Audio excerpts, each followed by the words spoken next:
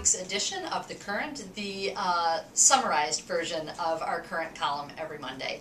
Today we're going to talk about selling versus relationships. This is something that's very, very near and dear to my heart. I got into selling many, many years ago, actually in the latter 70s, and I was a student of Zig Ziglar and Les Brown and all those guys, that it was, being creative with your selling. It wasn't more as much about relationships, it was really more about making those sales in your numbers.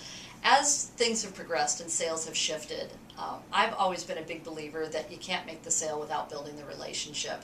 So I'm a big believer in building relationships and getting to know your customer, because that's the way that you're going to build trust and ultimately have a great sales partnership with your potential clients. So there are some tips that I wanted to share with you this week, and the first one is always offer a solution versus a product. If you're going in to meet with a prospective client, listening, I always call it authentic listening, is really key to you being successful in building this relationship and actually making that sale. So offer a solution after you hear what that client, exactly what they're looking for, versus a product offering a solution.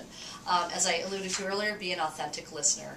That's the way you're going to gather your information and have a clear understanding of what your potential client really needs, and that, again, how you can offer a solution and provide them the insight that they need to be successful. Also, it's not about a script, it's about a conversation. I had a job during my youth that, you had to call and do magazine sales, and you had your script in front of you. People know when it's a script. They also know when it's an authentic conversation.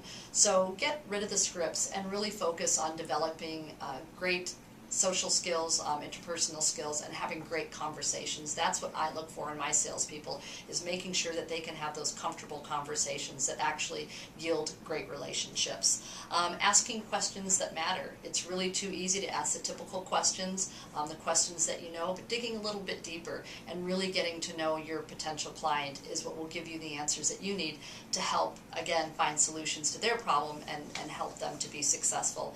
And then finally, most important, and the summarization of this whole thing, is it's about the relationship, not the sale. I always found that sales came naturally once that relationship was established.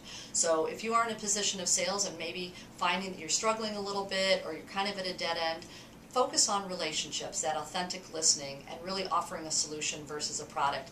That way you can build a relationship that's going to not only result in great sales, but in long-term referrals.